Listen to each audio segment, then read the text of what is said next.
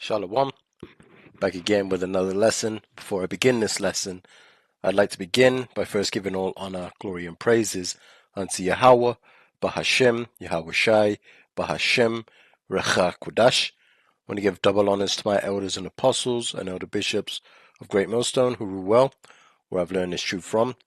I want to say peace and salutations to Akim, you brothers out there laboring, pushing this word out in all truth and in sincerity, presenting your bodies as a living sacrifice, which is your reasonable service. I want to say shalom to Akwaf, meaning you Israelite sisters that may be listening, and also to you Israelites that are scattered across the four corners of the earth. You may look like these other nations, but your seed line goes back to Abraham, Isaac, and Jacob, which is the chosen seed line. Shalom. So in today's lesson, we're going to touch on events that took place recently in Tennessee, which has caused quite a stir and has a lot of people angry at the moment at the decision that was made. Now, the Edomites, which are the so-called white man, and we understand that not all white people are Edomites, just to make that clear, because our people, when you look at the curses that we went through, we were scattered to the four corners of the earth, for our disobedience. So with seed mixing, you're going to have Israelites that look like these other nations. So you're going to have Israelites that look Chinese, you're going to have Israelites that look Indian, you're going to have Israelites that look like so-called white people, right? So we have to make that clear because, we have our people scattered throughout the four corners of the earth, right? Now, back to the event that took place, or the voting that took place in Tennessee. Leader Lamberth. Mr. Clerk. Thank you, Mr. Speaker. I yield the remainder of my time. Leader Lamberth yields the rest of his time. We're voting. We are voting on the bill. All those in favor of House Bill 7003 as amended, vote aye when the bell rings. Those opposed, vote no. Has every member voted? Does any member wish to change their vote?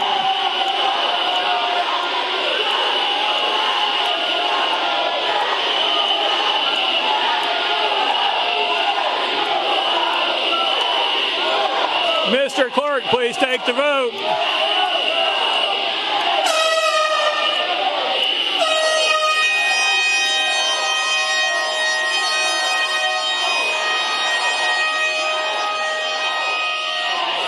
Yeah. Aye, 64, 25 minutes.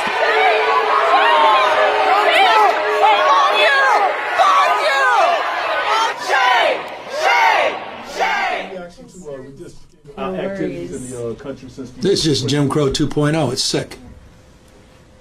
Stone cold racism in a scale I never thought I'd see in my lifetime. Never have seen in my lifetime. It's all happening. Bring us back to a pre-1960s world.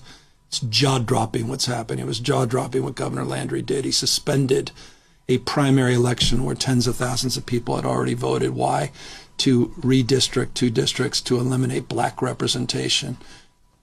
I can't believe that we're experiencing this. My parents talked to me about this. I said, well, thank God it's not going to happen on my lifetime. And it's happening in real time. Anti-woke is anti-black. All these attacks on DEI, it's anti-black. Level of racism is sick. Rewriting history, censoring historical fact. Number of African Americans have been eliminated from key positions and posts. The Pentagon and elsewhere, it's sick. It's happening in the United States of America in the open. And it needs to be called out. So forgive me for reacting this way. And I feel a deep responsibility to do something about this, and nothing to do with me as governor, just as a human being. This is not why our founding fathers lived and died. It was about the expansion of liberty, expansion of freedom, including more and more people. And we're seeing exactly the opposite take shape under this administration. Pretty much the racist white people in Tennessee, they had to cheat to win the district, right? So what they did is there's I think there's a few districts. I'm not entirely sure how many districts are in Tennessee, but there's a District 9, which is for Memphis. Now, Memphis is a predominantly a Democratic region, right? So District 9 is where you get all the Democrats. Now, District 9 represents a large portion or a large majority of so-called black voters, right? Now, what ended up happening in Tennessee, and this is the trick where the trickery came in from Esau made a vote on District 9 to split it up into smaller districts, right? But they made it predominantly for the Republican side, right? So this is more of your MAGA, your Trump supporters, right? Basically, right? So with them splitting up the that District 9, it's basically diluted the Democratic vote. So it's basically just killed the black voters of that region, of that district. It's pretty much killed it. So now it's caused a lot of anger to the so-called black communities. It's caused anger, right? We have people from around this state who are here ready to fight like hell. Yeah. You will not take our district without a fight. You will not erase the black vote, and God damn it, you will not erase the legacy of my ancestors right in my face. Yeah. One man, one corrupt president asked for this. The people did not ask for this. This man called our governor, Bill Lee. As weak-kneed as he is, he answered the call. Yes, sir. He bent the knee. And our voting rights are under attack. This is about race. But this isn't just about Memphis. This is about every Tennessean's voting rights. This is about the very foundation of our democracy. Yes. We have spread democracy throughout the world, saying it is great, it's good, it's a representative form of government. You have a role. That's what we say to the world, but the world is watching. With them obviously not being able to vote, realistically, they shouldn't be voting anyway for this nation, because the devil's always going to be the devil, right? And he just showed his horns. He don't care about you or your vote, right? And I mean, it's clear as day, and I don't understand why people would think that they would be any different, right? They've just shown you their horns, right? But, the Edomites are rubbing their hands together because they want that civil war. They've been asking for these race riots and these civil wars for quite some time. And it almost looks like they're getting ready to get it. This time that we're coming into is part of prophecy, right? Lord willing, we're going to get into the scriptures, and we just go and, sort of bring a few scriptures out and just talk about it, right?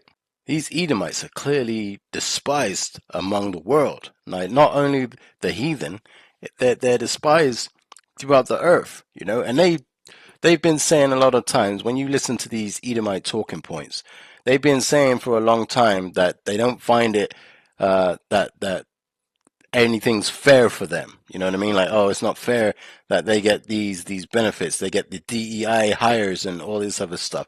They genuinely feel like they've been hard done by, right? And the world is pointing out their hypocrisy. A lot of people are angry. So we're going to start off in the book of Obadiah. And I'll start from the top, verse 1. So it reads, the vision of Obadiah. Thus saith the Lord, power Yahweh Hashem Yahushai, concerning Edom. So this whole book is dedicated to these Edomites, right? It says, we have heard a rumor from the Lord Yahweh, and an ambassador is sent among the heathen. Arise ye, and let us rise up against her in battle. So it says, we have heard a rumor from the Lord Yahweh, and an ambassador is sent. So what's a rumor? It's like a message, and an ambassador is like a messenger or an envoy, and they're sending this message among the heathen.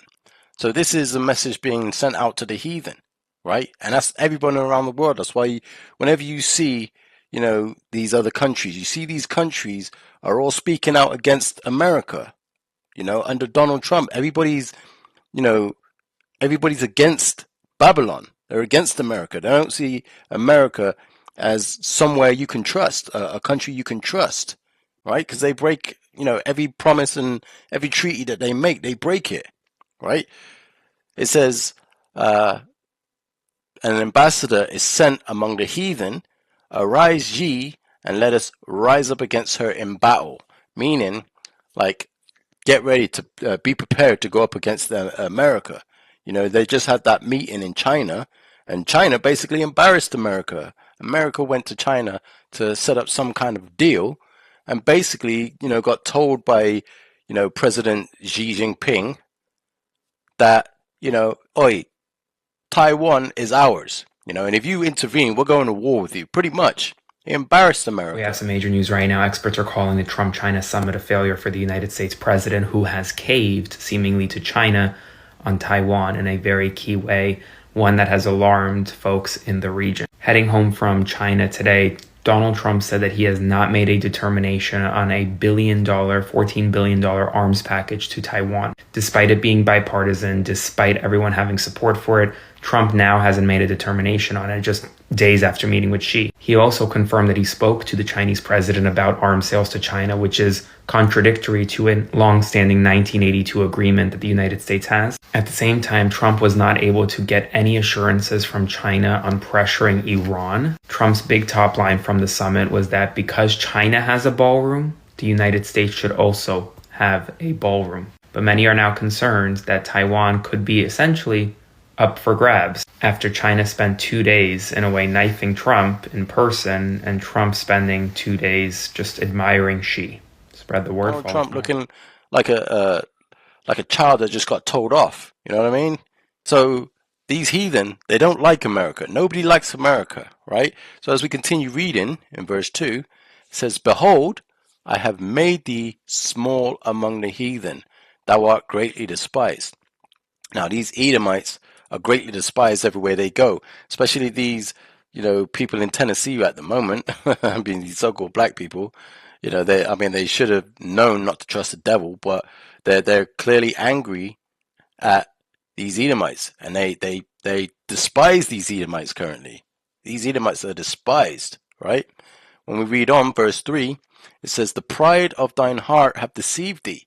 Now the pride of their heart, which is their mind, they have basically said that they can hurt anyone they want on the earth, or they can, disrespect people on the earth, and think they will accomplish everything that they desire. They think they're just going to get away with whatever they want. Like there's a clip that I'll show you where you see these proud Edomites just smiling at the people. You could clearly see the people are angry, and these Edomites are just smiling like, yeah, what are they going to do about it? Do you know what I mean? Like,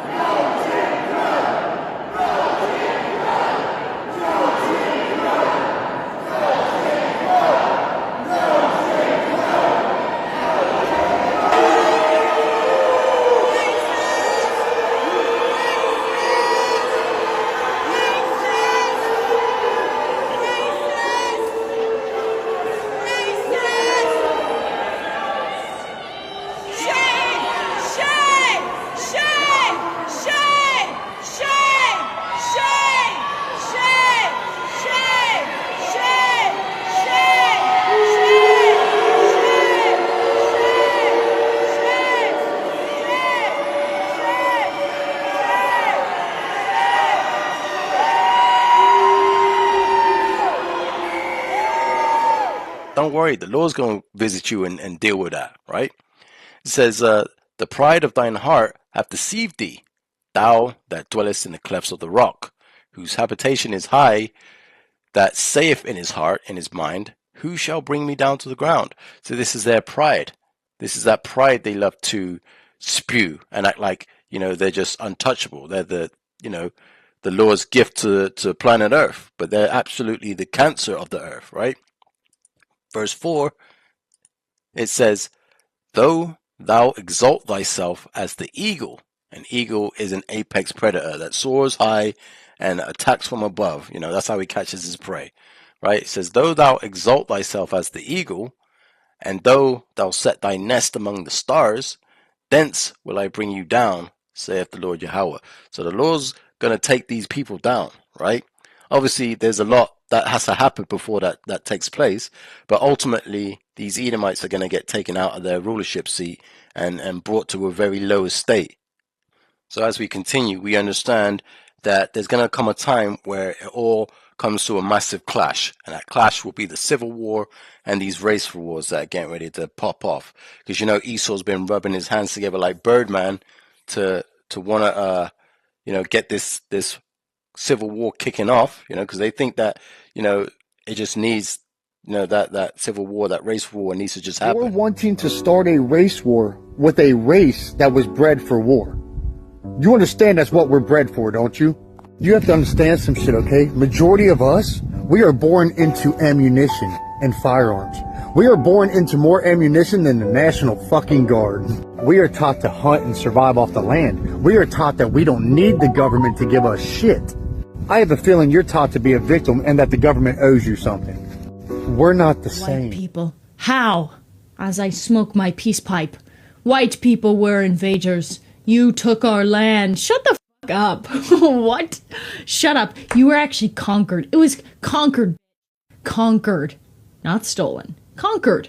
By the way, it wasn't your land. You never civilized. You never made any cities. You didn't make any towns. There was no civilization until the settlers came in and did what white people do best, is settle the land, plow the land, till the land with their blood, sweat, and tears on the Oregon Trail and all of these different ways that they settled the frontier, okay? Despite having dangerous people with the possibility of jumping out of the bushes and scalping them at any moment, okay? So that's actually what happened. Do you think that white people are ever going to change a system that forces everyone else to mimic whiteness in order to survive? That doesn't even make any sense. If we ever fought a class war, you think white people vote on economics when we've only fought one war? White people are going to say it was a civil war. Everyone else is going to go, it was a race war, right? Well, everyone else knows that white people only voted to restrict the rights of other people, right? Husbands restricting the freedoms of their wives. This isn't controversial. This is quite literally history, right? And civil wars don't happen on battlefields. I'm not going to ask white people when the Civil War started. They have no idea about the Dred Scott decision, right? But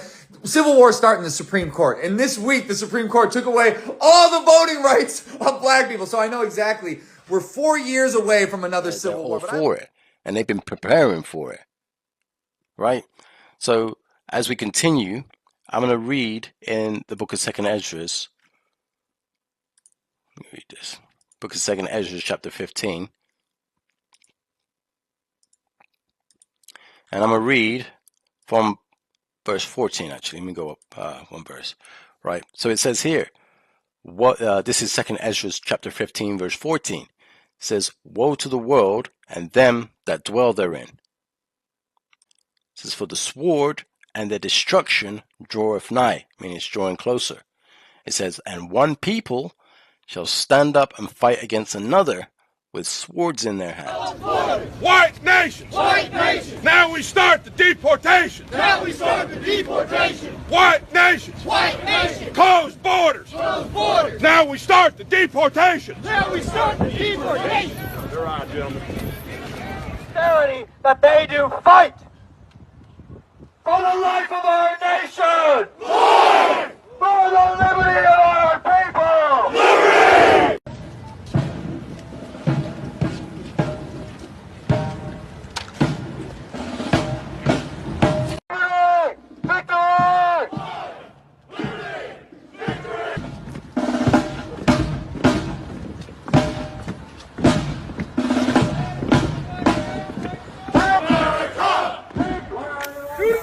Yeah.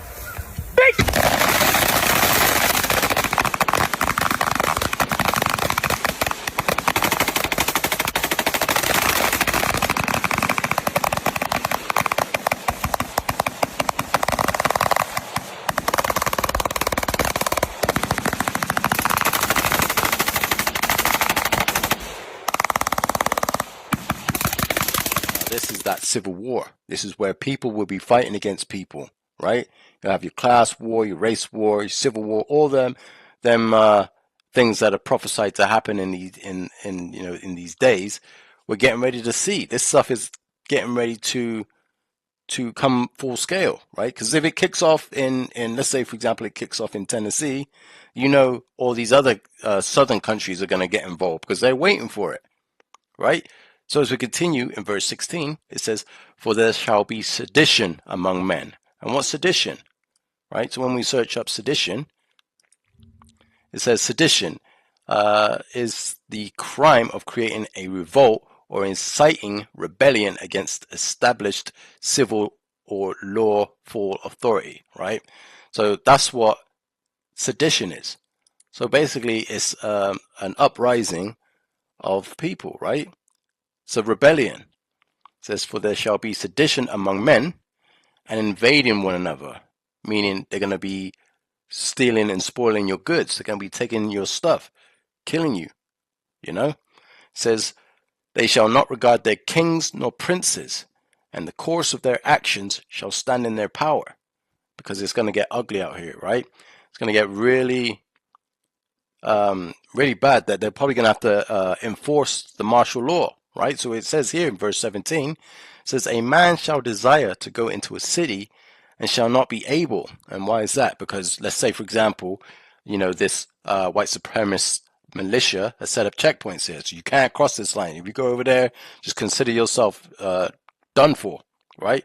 Same on let's say there was a black militia, you know, you come on this side, you're going to have to run across some YNs, you know. I don't know, that's just me speaking as a man, but you know, you got these martial law troopers out as well. So you're gonna have the National Guard out here, you know, stopping you from going to certain areas. You know, they're gonna throw up checkpoints, right? It's gonna be crazy out here. So as we continue, verse 18, it says, for because of their pride, the cities shall be troubled, and houses shall be destroyed, and men shall be afraid, because it's going to be a time like no other, you know. You imagine, you know, walking down the street and seeing, you know, Jake being drugged behind the truck, you know, or being hanging from trees and all this other stuff. Because you know these Edomites are sickos, man. So there's no telling what will happen in that time, right?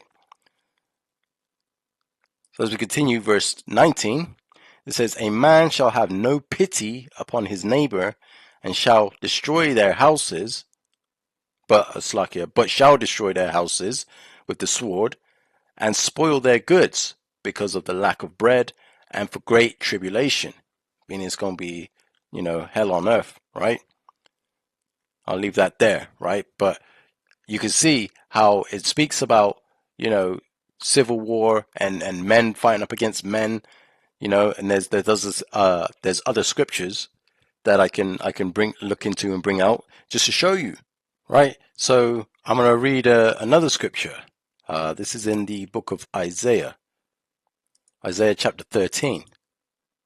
Yeah, so you see here, this is during the judgment on the day of the Lord, right? So we're getting closer to the day of the Lord, right? Now, in the book of Isaiah chapter 13, I'm going to just read verse 14. It says, and it shall be as the chase roe, and as a sheep that no man taketh up.